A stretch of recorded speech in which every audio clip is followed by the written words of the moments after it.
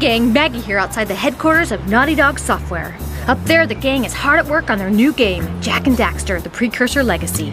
My reputation as a journalist must precede me, because I'm about to score an interview with Jak himself.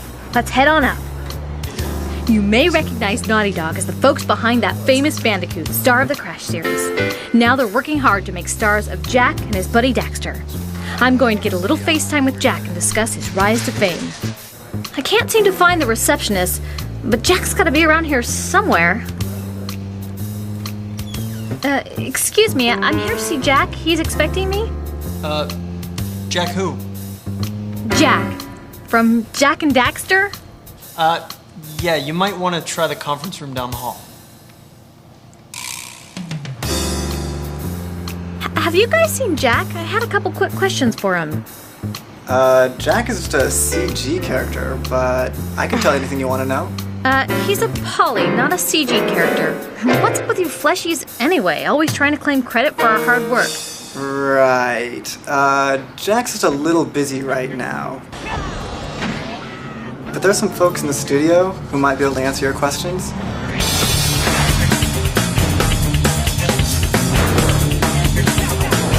Well, after wandering around the set for a while, I tracked down a few members of the Naughty Dog team who were quite helpful. They told me a little bit about the adventures of Jak and Daxter. Jak and Daxter is about a couple of friends. They have a tendency to get into a lot of trouble together, and there's one particular time at the start of the game where the two of them are exploring a forbidden place called Misty Island. As Jak and Daxter are exploring Misty Island, they come upon a little vial, a vial of something they don't know what it is. Daxter throws it to Jak. Jak catches it, and as he catches it, it starts glowing. This is part of the magical force Jak has. Daxter accidentally got transformed into this kind of rodent form, something he's not very happy about. The two of you are kind of poking around the world, trying to figure out what they can do to change Daxter back into a human. The adventure begins with Jak and Daxter running back to the sage, who's a mentor of theirs, in the village that they grew up in, and saying, "What can we do?" And he says, "Well, there's only one person I know of that might even be able to help you. He lives far to the north, and you're going to have to go find him." Wow, this eco sounds like some powerful stuff. What the heck is it? And where did it come from? Eco is an energy force that runs through the planet. There are many different varieties. There's blue eco, and green eco, and yellow eco, and red eco. And each one of these different kinds of eco give you different kinds of powers to the game, and you have to learn how to use the eco to your advantage.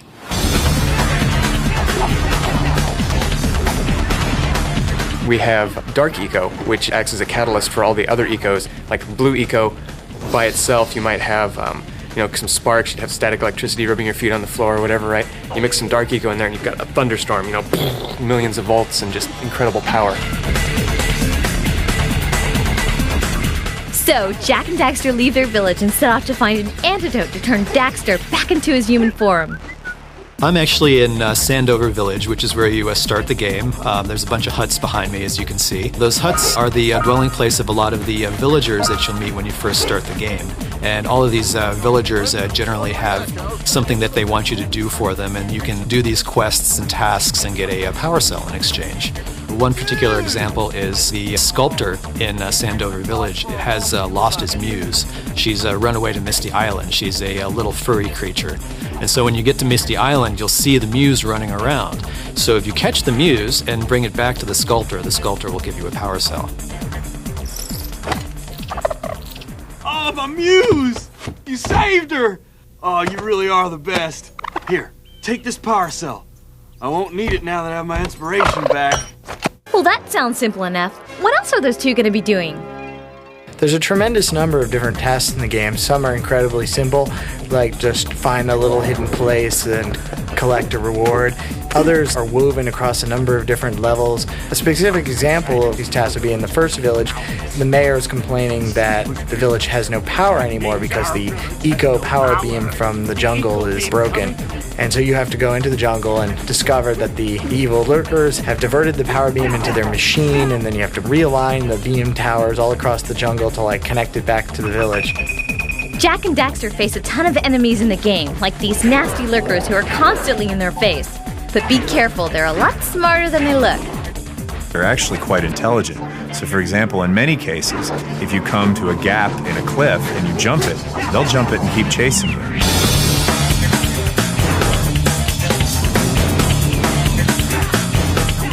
But let's face it, Jack would not stand a chance against all those lurkers without a little help from Samos Hagai, the Green Sage, and his daughter Kayla. Well, one of my favorite characters is actually the Green Sage, Samos. Samos is sort of your classic wise man, although instead of the typical nice, kindly old man, he's this really crotchety old guy, yells at you a lot. He's always saying things like, "Why haven't you done this yet?" So it sort of adds a element of sarcastic humor to the game. Fine. Adventure away then. And while you're out adventuring, why don't you make yourself useful? Hey, baby! What do you say you and I go cruising on this A-Grav Zoomer? Kira is Jack's mentor, the Sage's very cute daughter. She's not your typical kind of teenage girl. Instead, she's in there in the racer machine shop in their hut, tinkering in the garage, like building this A-Grav Zoomer device. She's like determined to really get them working. Great! You have the 18 cells needed to power my heat shield.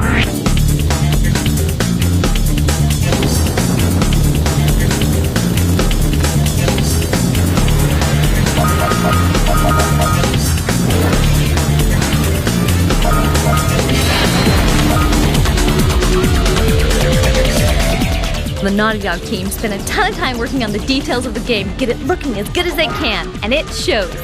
All of the work has really paid off, especially in the animations. We've created kind of a unique system for blending different animations to create smooths between what would be two totally separate animations in most other games now. I'll give you an example of this. If you're running along, you may be halfway in speed between a walk and a run. Well, what our game will do is it'll take the walk animation, it'll take the run animation, and it'll evenly blend between them to create a new frame that represents where your feet would be if you're running at that speed. And if you jump, it'll blend all of those things into the jump and create a new unique frame of animation that represents exactly what you'd be at that time. And what that ends up creating is not infinite, but a humongous number of possibilities, all of which, every single frame, are created just to get the right animation to make him smoothly move in and out of every one of his frames. And that's truly unique. Smooth moves alone mean nothing unless you've got the look to back it up, and these two definitely have the look. The character design process for this game was very challenging for us because we actually have now the capability of creating characters that we always wanted to see on either a video game or an animated feature.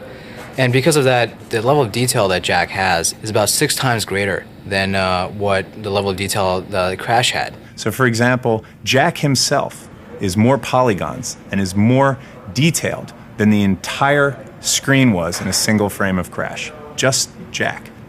It's not only the main characters that look great, but the entire world really comes to life. The team at Naughty Dog have truly pushed the power of PlayStation 2, creating an absolutely amazing-looking world for Jak and Daxter to explore. One of the things that really sparked my interest is the particle system.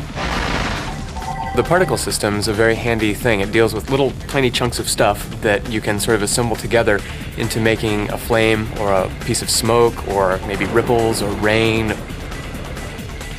All of the places in the game are really cool. All I can say is, wow, this new world really shows off the power of PlayStation 2.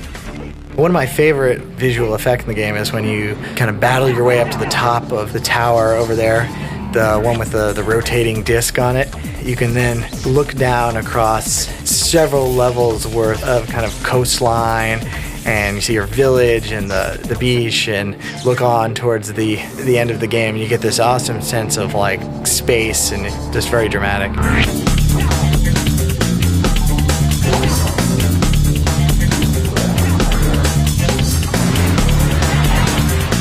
Each of these areas are pretty impressive in their own right, but you're going to be amazed at how big and cool this world really is.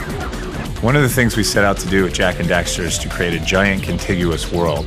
What that means is once you've actually started playing the game, you'll never have to stop and wait for a load time. You'll never have to pause as you're playing to wait to go into a different area. And the camera never really cuts to say, oh, okay, you were in the forest, but now you're in a cave, so it's a totally different situation. You just walk in and out of doorways, or you walk across a bridge and you're in a new area. I learned a ton about the game from Jason and his team at Naughty Dog, but I still didn't get to meet Jack. So I decided that instead of waiting for the game, I'd wait for him. Is Jack here yet? Nope. Is Jack here yet? No. Is Jack here yet? No. Is Jack here yet? No. Is Jack here yet? No.